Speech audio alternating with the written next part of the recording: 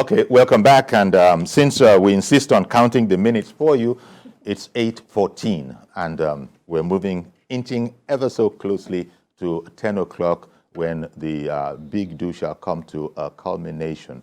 We're speaking about so many citizens of the continent and indeed of the world that have come to Nigeria. And I think our guest, Dr. Kadi Eshola, of the University of Lagos, he's been telling us that the sheer number of dignitaries, African dignitaries, in fact, that's quite reassuring, considering some aspects of our national life following this election, where we're still we don't have our hands out of the water, to speak metaphorically, yet.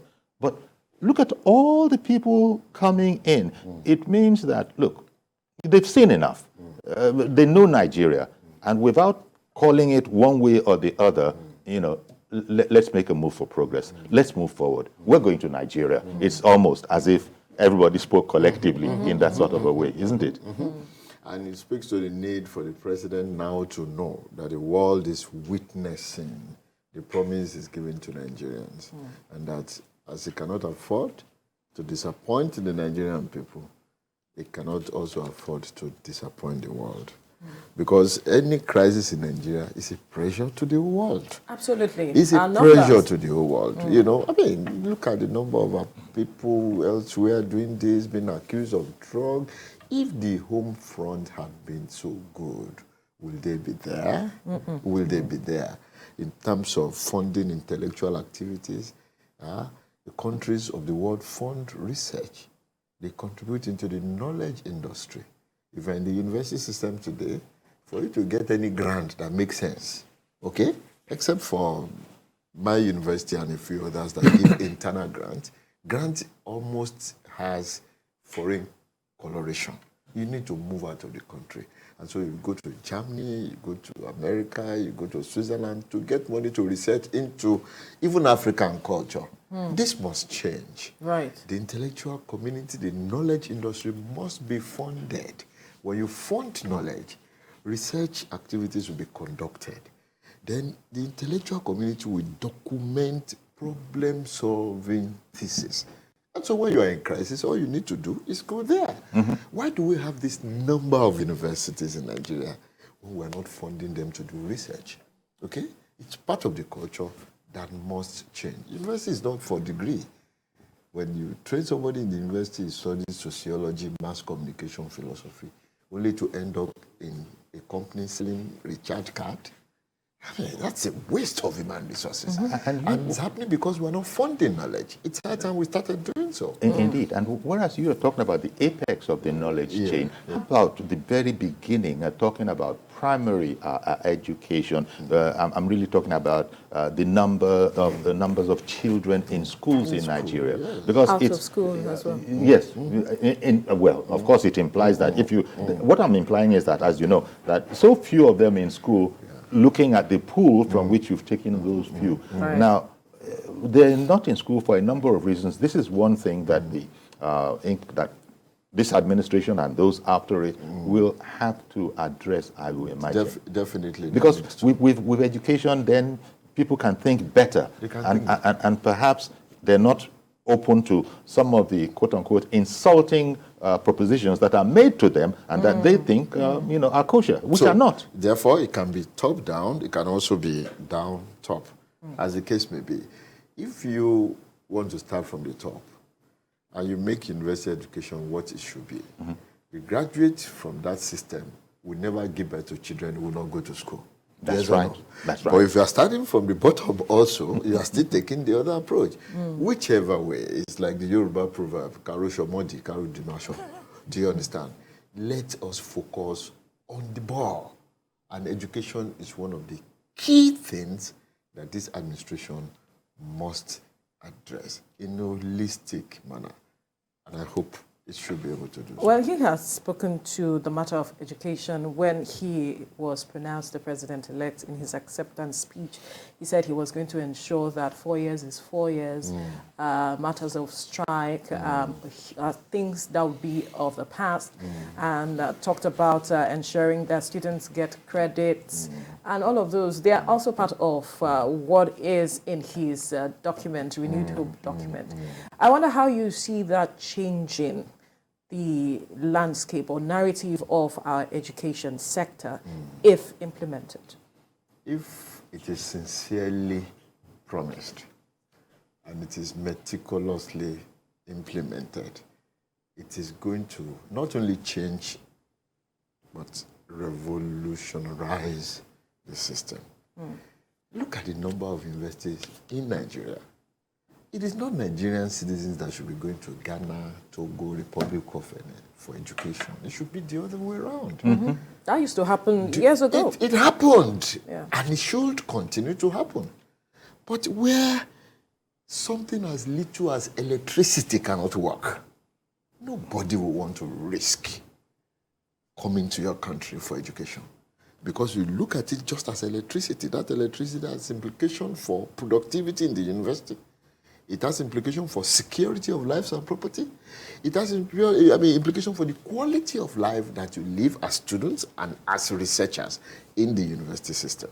So they are linked together. These issues have to be addressed holistically. So if the promise is anything to go by and it is followed, meticulously, it's going to change and bring a revolution into the whole educational sector in Nigeria. And we're going to have it in a better way.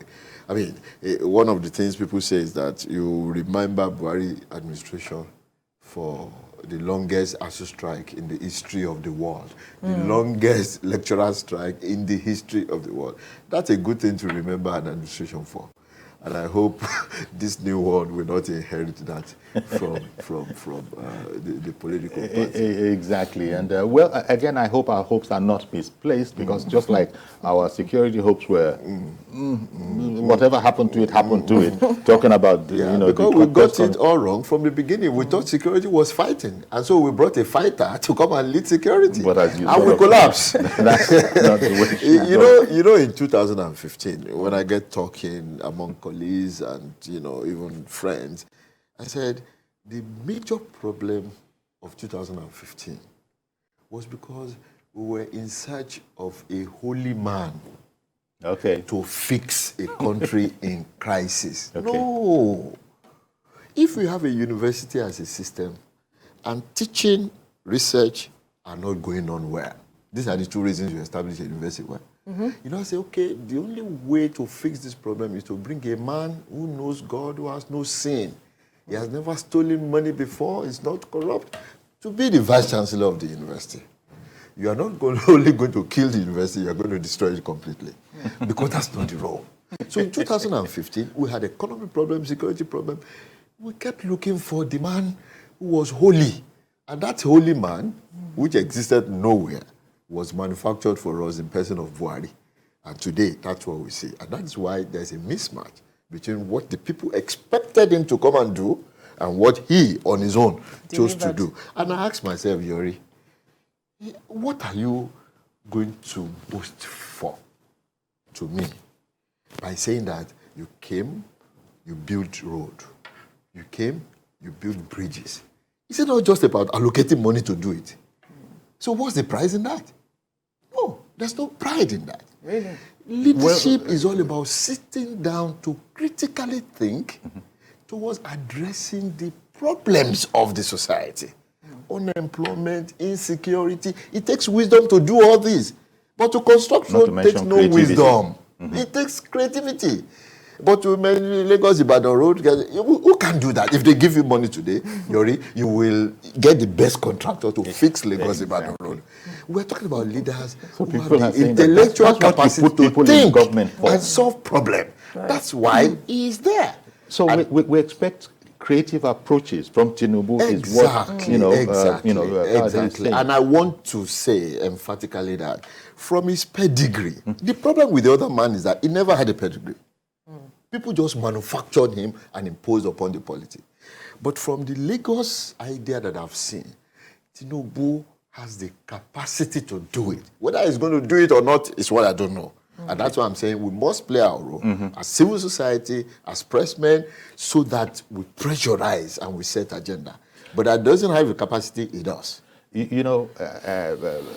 Tinubu in another 2 hours, 3 hours, will be president. So virtually, touchwood, is president already. The nature, the attitude, the kind of man, I think city boy, people refer to as city boy, that speaks to his attitude, how very close to the grassroots, to the ground that he is. And I don't know, this is not a matter of comparing and contrasting, but maybe other leaders are not really of that kind of a bent. They might not know the streets, so not know the cities. They might be in the ivory towers because, but you have these kind of leaders. There was a Fayose of corn-eating fame at one time, so everybody has their own little thing. But Tinubu is seen as, even so much so that some people nickname him, I don't know if it's irreverent or not, city boy. Does this key into how he will understand the very people? Because you see, you're running Nigeria. It's really the people. It's the lives of the people, as you've been emphasizing, with their jobs, with their work, with their quality of life and all of that. Definitely, it does help greatly when you understand the street. When you take a university degree and you also have another degree in what I call University of the Streets, you need to know what is going on the street to be able to fix problems, to be able to understand the problems that you want to fix, and more importantly, to be able to pick those who have the capacity to solve the problems. It's just a minute before 8:30, and we'll cross over to Abuja, where our Ayodele Ozumbaku is waiting at Eagle Square to give us the lie of the ground there.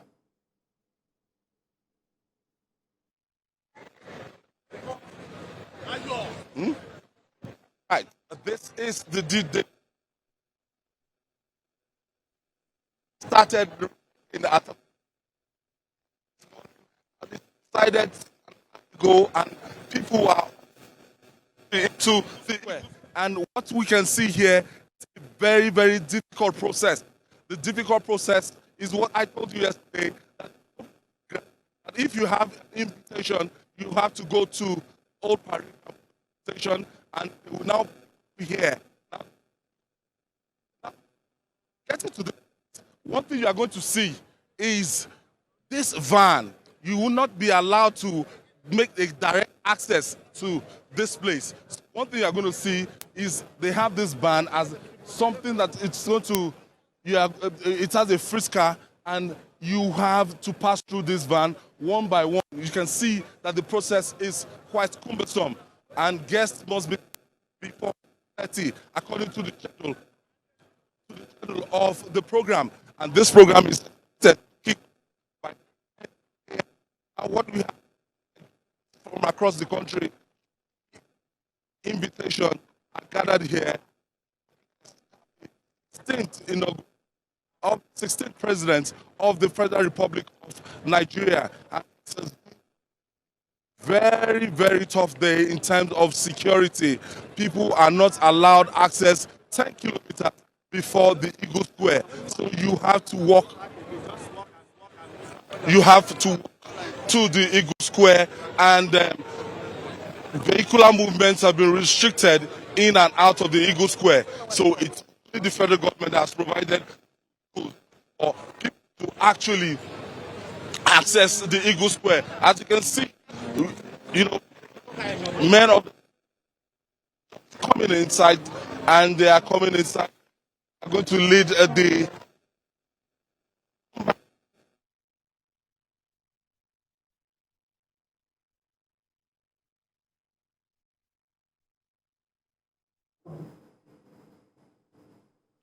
There are soldiers guarding now, or what?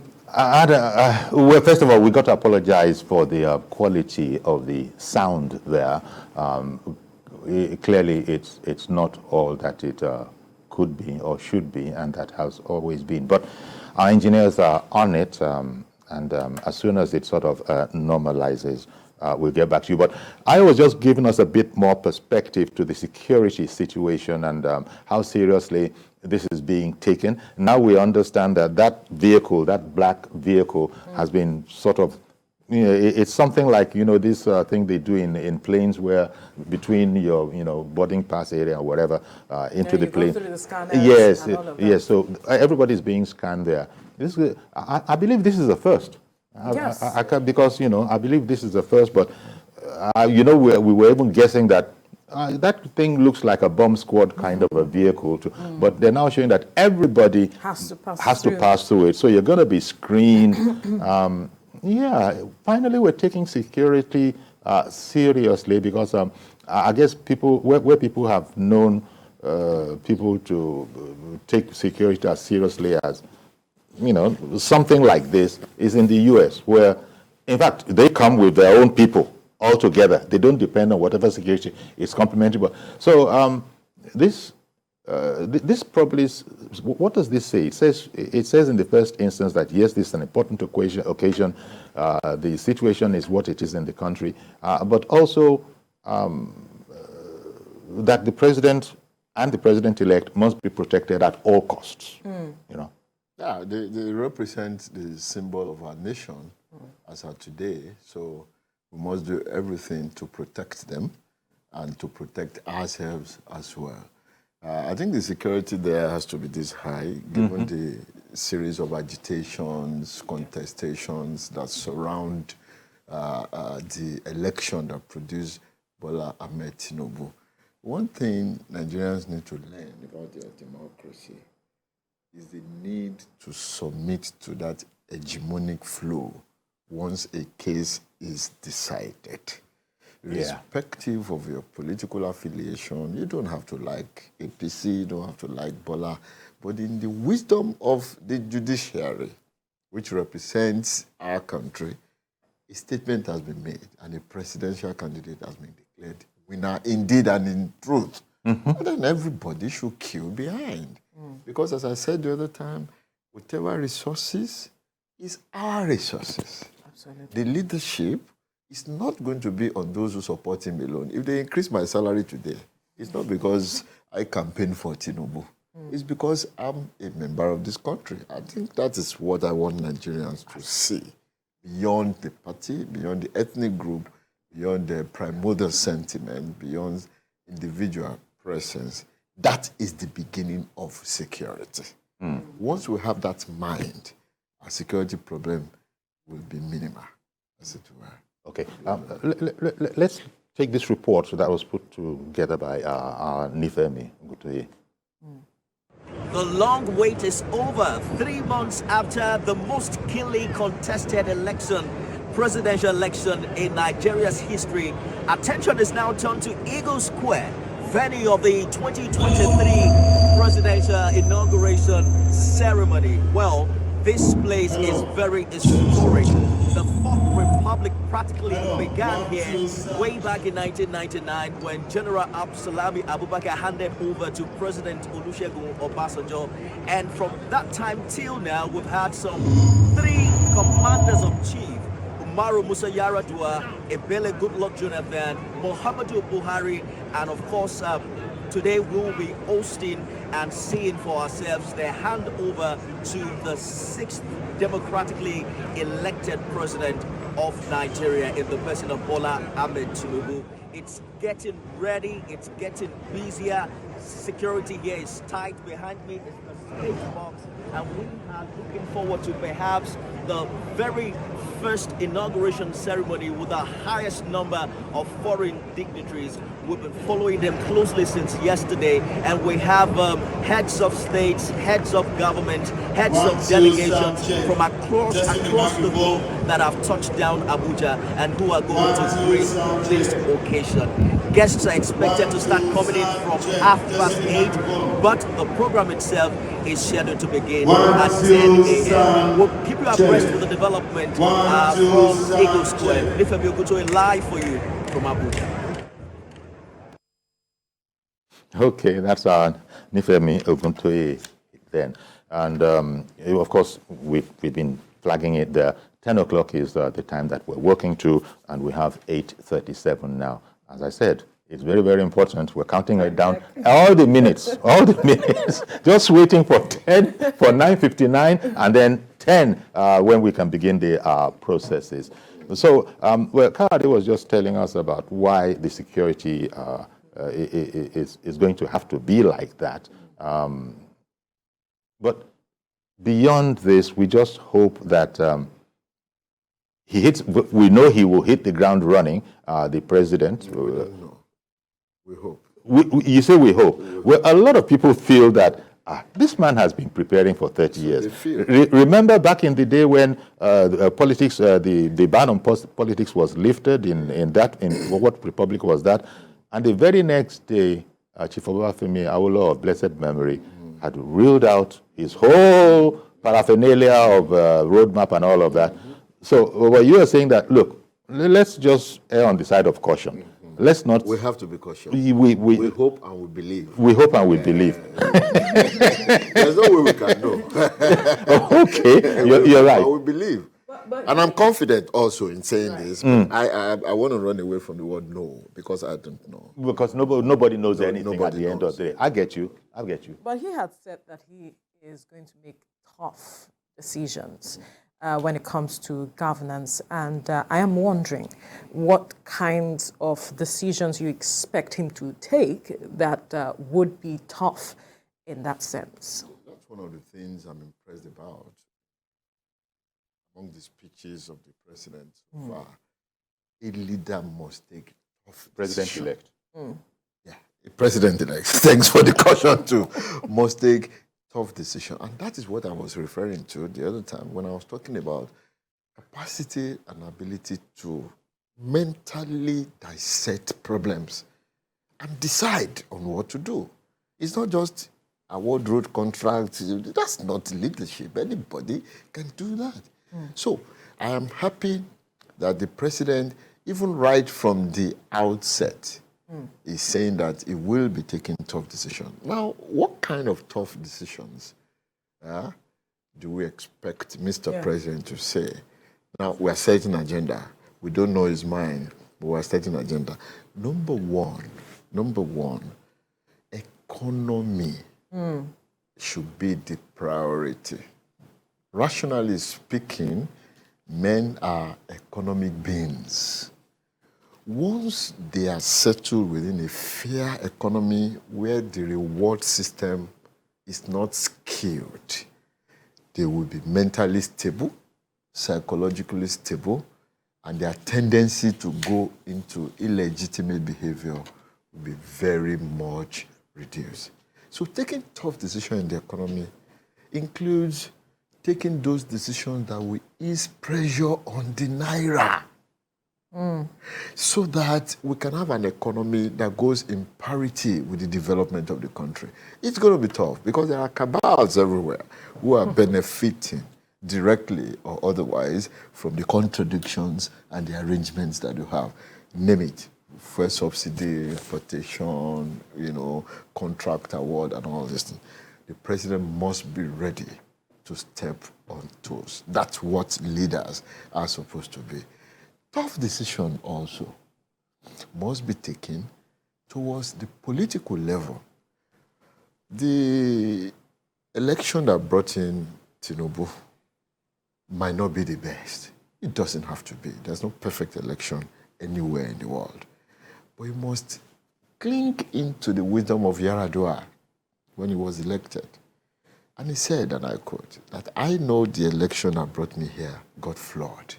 But now that I'm here, I'm going to institute policies and frameworks and even make laws to correct the anomaly. That is how you evolve a system. So to continually evolve our electoral system, all the problems that greeted his own election must be corrected while he's in office. It's a tough decision to make because in doing so, you're going to, Then the third one, again, we are setting an agenda. You and I know that there is over duplication of ministries, departments, and agencies in Nigeria. Even at the law enforcement level, Nigeria is the only country where I see close to 25 uniformed people doing almost the same thing. This has to be checked, as it is in the police, it is in the army, it is in the road safety and all these things. Many of these departments and ministries are duplicated unnecessarily. We need to cut them down. People are going to lose jobs.